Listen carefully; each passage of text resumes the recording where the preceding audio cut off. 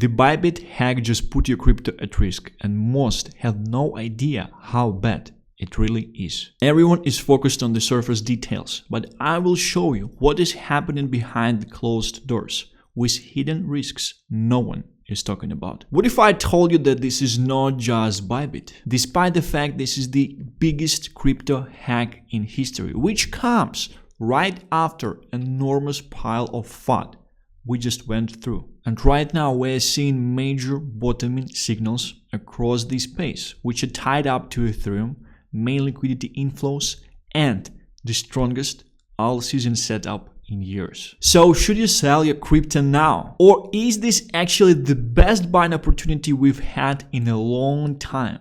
I will bring it all down, the risks, the hidden signals, and how you can stay ahead. Do me a favor, press the like button and let's get into today's video. First things first, something absolutely insane just happened yesterday. Bybit got hacked for $1.4 billion worth of Ethereum. Right now we will dive deep into what exactly happened, because there are some details that have been uncovered since the kickoff of the hack, since the public got to know about the hack initially, which are very, very interesting. The Bybit hack has been exposed, and Park Jin-hyuk might be behind it. This is the story behind the biggest crypto heist ever. This is the guy from North Korea. Park Jin-hyuk is a hacker accused by the US of creating WannaCry, hacking Sony Pictures and stealing from Bangladesh's central bank. He is also linked to Chosun Expo joint venture, a hacking group tied to Lazarus Group, which is a group from North Korea that is officially said and accepted that they're essentially the one who's behind the hack of $1.4 billion. Not in Bitcoin, not in stablecoins, not in Solana, but in Ethereum. The Lazarus Group is a mysterious hacker collective believed to be backed by North Korea since 2010. Researchers have linked them to major cyber attacks worldwide. Previous hacks by Lazarus: Axie Infinity, Ronin Bridge, one of the main product market fits of the previous cycle, 625 million, just 2.5 times smaller than this time. Harmony Bridge, 100 million, Atomic Wallet, 100 million, Stake, 41 million. It's interesting that they are capable of hacking much more from crypto products out there. Alpapa Hot Wallet, 60 million plus. Wazar X, which is, I think, also his exchange. CZ mentioned this recently, the founder of Binance. $230 million. So the current hack of Bybit that happened just yesterday, specifically for Ethereum, is the biggest one thus far. Today, Bybit was hit by a major hack targeting its Ethereum multi-sig cold wallet. Security expert Zach XBT linked the attack to the Lazarus Group. Bybit's CEO revealed that hackers tricked signers with a fake interface while secretly changing the transaction details. So this one is actually insane. What actually happened is that Bybit has the wallet, which is a multi-sig. I do think they have like 5 different people in control of this wallet. So what they're saying essentially happened is that they were prompted to sign a transaction with a user interface exactly similar to the default prompt of this type of transaction. So all of them, they essentially signed. And Bybit CEO mentioned on the live stream that he was doing yesterday that he was the last signer. He had just seen that most people already signed. He has just seen this prompt and he clicked to sign as well. This one is absolutely insane because they copied the user interface of the wallet, of the multi-sig technology, and it's very, very interesting. This is something that CZ, the CEO of Binance, also mentioned, the founder of Binance. He mentioned that a lot of hacks like this, at least 2 recently, that were happening with exchanges, they happened through the multi-sig wallets, and all of these exchanges, they were actually using different multi-sig wallets.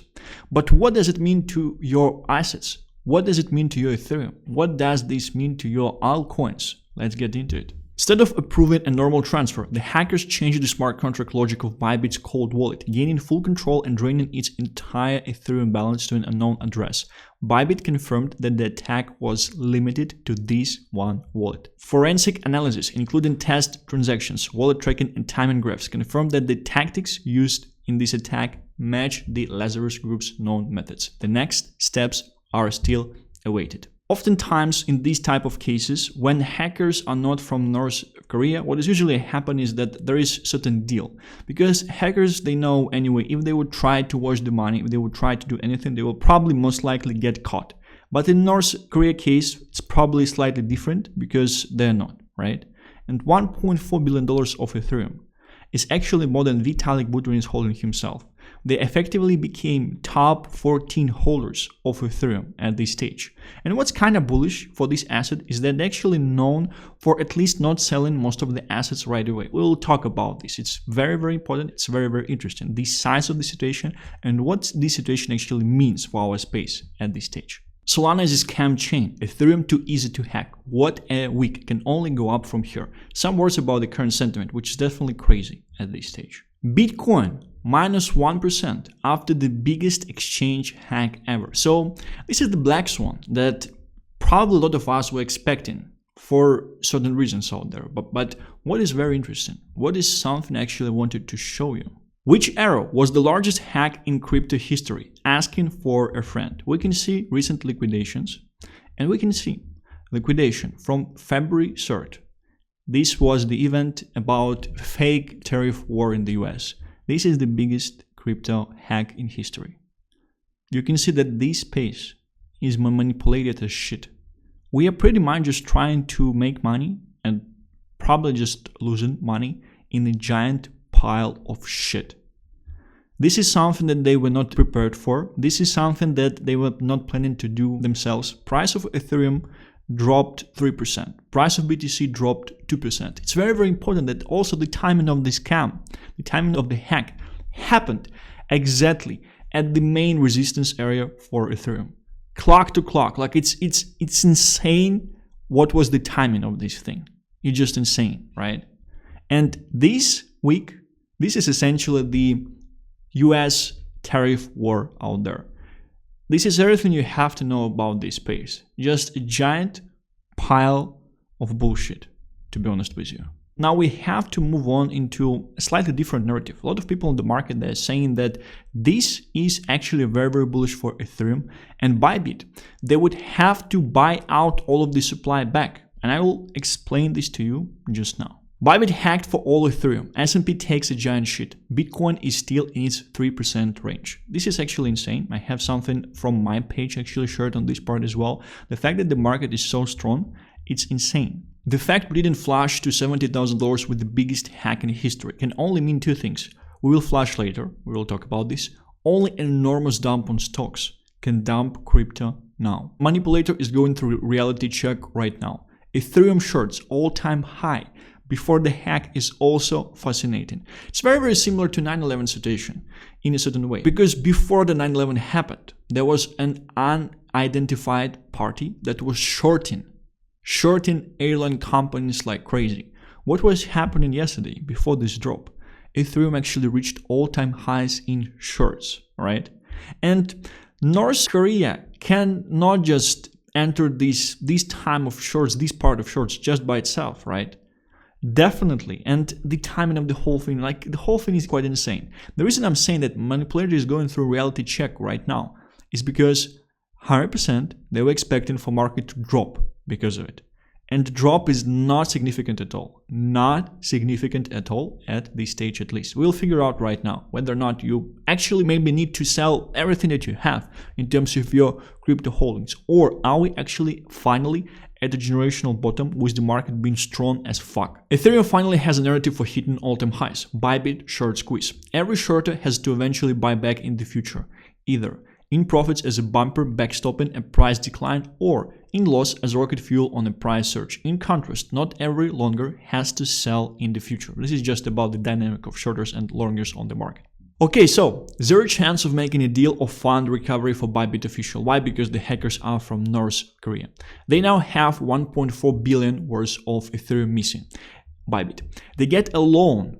Actually, what is interesting is that what is happening in the current situation is that in comparison to the situation with FTX, for example, there were rumors that CZ, through some of his actions, he essentially caused the issue that caused the downfall of FTX in the first place, right? And what we have seen yesterday is that a bunch of Asian exchanges, they actually started to open up loans to provide Bybit with liquidity that was needed at that stage. CEO of Bybit on his live yesterday, he also mentioned that they almost have no Ethereum left at this stage. And I will tell you, I will explain why this is bullish.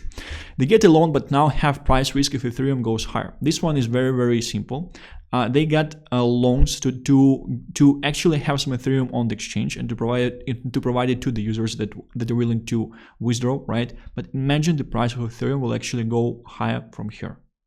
If they actually needed all of 1.4 billion Ethereum of funds to protect, to support the funds of the customers, they would most likely actually have a need to buy back this 1.4 billion of Ethereum at this stage, because the higher the price go, the more expensive these loans effectively become for them. At this stage, pretty much, if Ethereum is going higher and Bybit is not quick to get giant supply of Ethereum in the meantime, they can pretty much kill the exchange. They can pretty much kill the company, which is absolutely, absolutely insane. So the way you can think about it is that Bybit just entered 1.4 billion short on Ethereum. And this giant short squeeze, as Jusu just shared, I was sharing in the previous tweet, this is the narrative for Ethereum to actually pump currently. AKA, if they choose to not buy Ethereum right now and it goes higher, they're going to owe a lot of money. If they have the cash, I don't see how they have any choice but to buy Ethereum as soon as possible. This is basically a $1.4 billion Ethereum short. What am I missing? And on top of it, a piece of bullish setup right here. I will add to this, it's very unlikely Lazarus is able to offload this amount of Ethereum anytime soon. We're talking about $1.4 billion in Ethereum, the largest hack in crypto history. Mixer volume has been nuked and the wallets are all being heavily tracked. Everything they do is monitored. My best guess is it takes months to years for them to unload their positions in small transactions. I just don't see how they could move it inside. So imagine, there was a 1.4 billion short created. Bybit, they need to buy back. If not all of the amount, but at least like definitely a nice amount to have it, right? And 1.4 billion stolen. They're kind of out of circulation. Obviously, there is a huge narrative on the market currently that they just might start like dumping all of the Ethereum at this stage. But I would say don't believe the narratives. I would say focus on the price action. Price action is not dropping much at this stage, which means that the fact that they might be selling $1.4 billion worth of Ethereum actually might be priced in at this stage. And the market pricing in this fact is only down 3%. Just listen to my last two sentences. It's absolutely insane. I'm actually saying this loud. Diamond handing. Hackers don't always cash out immediately. Instead, they sit on stolen crypto for years, waiting for the right moment. Funds from past hacks are still untouched. When they do move, they use crypto mixers to cover the tracks. Again, use crypto mixers to cover $1.4 billion of Ethereum. It's a task for years. There is zero chance Bybit official wants to broadcast that they are going to buy Ethereum before they buy Ethereum. So this is a narrative that might be happening in the marketplace currently, right? Because what they might do, like they might say, hey guys, can you please short some Ethereum with us as well? So we'll suppress the price of Ethereum for some more time so we can actually be buying some more Ethereum, because we actually need to be buying this Ethereum. Obviously, it's very, very risky at this stage. However, also no chance they can afford to sit on a 1.4 billion Ethereum short position. They need to borrow the money and buy Ethereum as soon as possible. The fact that Bybit has had to start borrowing Ethereum from other exchanges to fulfill withdrawals implies that no Ethereum is left at affiliated companies. This is something that CEO of Bybit kinda confirmed on the live stream. Although initial information was that they still has at least 30% of supply of Ethereum, but CEO of Bybit on the live stream yesterday, he actually said that most of the Ethereum got stolen. This is in a backdrop of record levels of Ethereum BTC buying on Bitfinex under 0.03. This is a huge thing because Bitfinex is essentially the exchange for whales. Speculation here might be is that they knew. They set the whole thing up, right? Because again, guys, the fact we are not at $70,000 right as we speak, the fact we are not at $1,500 Ethereum, the fact we are not liquidated at this stage is absolutely insane. This is the biggest crypto hack in history, right? Again, in comparison to liquidations that happened on the 3rd of February, just 3 weeks ago, 2.5 weeks ago even, the liquidations there, they were from $10 to $15 billion. And it's only like to some speculation from the CEO of Bybit. They could have been more. At this stage, it's only 1.4 billion, right, in Ethereum. So really, what is the biggest crypto hack thus far? What is the biggest crypto scam? 1.4 billion Ethereum from Bybit, right? That the whole industry just started to support them. Or robbing us, robbing retail for $15 billion just 2.5 weeks ago. It's insane what is happening. It's like people are focused on this one, but it's just a cover up. The manipulation that happened on the start of February is criminal. And the purpose of it was tariffs. Tariffs. ODC desks are literally running out of Ethereum. This is essentially desks that are selling Ethereum peer-to-peer, right? Not influencing the price on the market. Welcome to Democratic People's Republic of Ethereum. Insane narrative. Insane narrative. Ethereum on exchanges is at an all-time low, and now Bybit has to market by 1 billion worth of it. Interesting game theory at play, because the people loaning Bybit money here have a vested interest in Ethereum pumping from here. So exchanges that are loaning Ethereum to Bybit at this stage, they're obviously interested for the loans to become more and more expensive. So they're interested in the price of Ethereum just going higher. And if Bybit won't be swift to buy back the amount of Ethereum, this amount of Ethereum, and Ethereum will just surge up from here, they will pretty much get Bybit out of business, right? Obviously, a lot of people, they don't want this. Most of your big influencers, they're essentially making giant amount of money from referrals on Bybit, right? But if we will be seeing swift surge up on price of Ethereum at this stage, like in the upcoming couple of days, they can really get Binance out of business.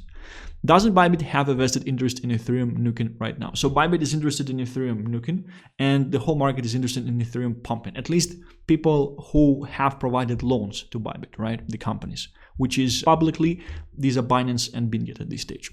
Breaking. Bybit hacker just burned 15,000 Ethereum worth $40 million. So this is essentially part of it, right? But yeah, I think they just recovered it as well. So just a very interesting thing with the mental protocol, but we will not go deep into this currently. Kanye is launching. Ronaldinho is launching. They're going to milk the trenches completely dry before they leave us alone. Then they will come back in 4 years to do it all over again. There is a narrative currently that there will be at least 2 more Sol meme coins from Kanye and from Ronaldinho. Might be happening next week. Yeah, it would be absolutely insane. Solana should go lower. From my point of view, we should be seeing Solana at $120. But again, it's very, very hard for me to see it this low in comparison that I think that Ethereum should be going to 5K in a short period of time. But it might be happening because Ethereum, once it will start to move, it's a heavy coin at this stage. It will be sucking out liquidity out of the market 100%. And it definitely will be sucking out liquidity on Solana. People on Solana, they can't hold. The moment they're seeing the asset to struggle, like most of them, they sold their Solana already and they repositioned. Bullish, Bybit confirms liquidity is 100% restored. Someone needs to show SBF how it's done. So this one is pretty interesting, right? Because if they confirm that Ethereum already have been restored and price of Ethereum didn't move much. So it's hard, it's hard to understand what does this phrase mean, right? But if they already restored Ethereum and this liquidity, it's not that bullish for this space, 100%, because the price of Ethereum did not move and the loans, they should not be active at this stage. We'll see. I doubt that following the retail level access of information, we'll be figuring these things out anytime soon. Every day it feels more and more like we are witnessing a coordinated effort to bring down Ethereum. This is from both outside the crypto industry and within. They want Ethereum dead. You get it? This one is quite interesting because I do believe that there is giant speculation, giant manipulation that would be happening with Ethereum. I do think that they're actually planning to use it as a stablecoin layer. And Ethereum is pro-dollar because it will be a stablecoin layer, and BTC is against dollar, right? And everything that they're just doing is to get as much people as possible from Ethereum. But yeah, it's just insane. Like 3 years of absolute rape, everything that's happened, these hacks. Trump administration 2025 roadmap, a very interesting macro overview that I kind of agree with. Department of Government Efficiency in the US fires a ton of government workers and pumps unemployment labor market slack. Risk assets wobble. Trump negotiates a ceasefire in Ukraine. Commodity prices tank, calming inflation. Risk assets stabilize. Rates get cut. Crypto rips, equities grind higher. Mass deregulation. Party time for equities and crypto. AI productivity gains kick in causing more deflation. Party time continues for equities and crypto. Crazy scenario, but I do think like it should be happening. Tariffs plus continued deficits ramp, causing problematic backdrop for US soft credit. Government keeps printing. Bonds go to shit and BTC moons. Equities keep grinding higher with more volatility. Conclusion: avoid bonds like the plague. Short commodities, long stocks plus Bitcoin. Obviously, this is someone who is bullish on crypto, but I do like the overview, and I do think that this is something that Trump is essentially trying to do through the politics that he's running at this stage. Something I want to focus currently on is the charts for alts that are present on the marketplace currently. I would say that we have 4 different types of charts at this stage. First of them is obviously Ethereum, which is king, right? And what we can see on Ethereum is that we are above the support line at this stage. People that long the bottom, they're definitely doing very, very well currently. Although sentiment of the marketplace was very, very bad. The sentiment was that the hackers, they're dumping the Ethereum and we're going like way lower, right? But I would say at this stage, it's either additional giant manipulation or all these fears they're priced in at this stage, or they're just not real, right? So Ethereum, from my point of view, is trying to expand from here, and this is something I would be expecting. This month still, I'm actually expecting an explosive move from Ethereum. Second type of alts. So what they did yesterday, they essentially pumped on the moves by Ethereum, right? And on the hack, they dumped, and right now they did not recover yet. So they're just sitting at the same levels. I would say this is the vast majority of altcoins that are present on the marketplace at this stage. So they're essentially just waiting for Ethereum to do some things. Third type of alts are things like bread. So yesterday, through the pump of Ethereum, they actually outperformed the market. They were able to reach like the top levels of this range, right? Through the dump, they did not reach the bottom levels of this range. And still, at this stage, they're essentially sitting around the same time as this type of weaker alts, so they're just waiting for Ethereum to show something. Last type of alts, I think, are the ones that you should focus on, and this one is very, very interesting from my point of view. This one is actually blessed, right? So we also can see that this thing was pumping yesterday with the pump of Ethereum, dumped into the hack, but for some reason, it actually has recovered heavily, almost to the top of the ranges. To the top of the range at this stage. I don't know the reason of this local outperformance at this stage, but it's significant. And I think in terms of the longs, in terms of the assets you would want to buy in at this stage, you should be definitely looking into altcoins that are showing price action like this. Because as market participants, as retail, like, we don't have a lot of information on different projects, but the best source of information is the price action that is present on the chart. This thing is not typical price action for altcoins at this stage. This one is very, very interesting. This is it from my end in terms of my overview at this stage. I don't think you should be selling your alts. I don't think that we should be seeing crazy dump from here. And we just have seen that black swans, they don't matter. There are people who are controlling the market, they're manipulating this market, and they're only dumping when they're making giant amount of money on it, as we have seen on the 3rd of February, for absolutely stupid reasons that they just came up with. Nothing was happening with stock at the time as well. They just wanted to take the longs from the market. Thank you very much for watching this one. Stay healthy and rich, and I'll be seeing you on Monday. Thank you. Bye-bye.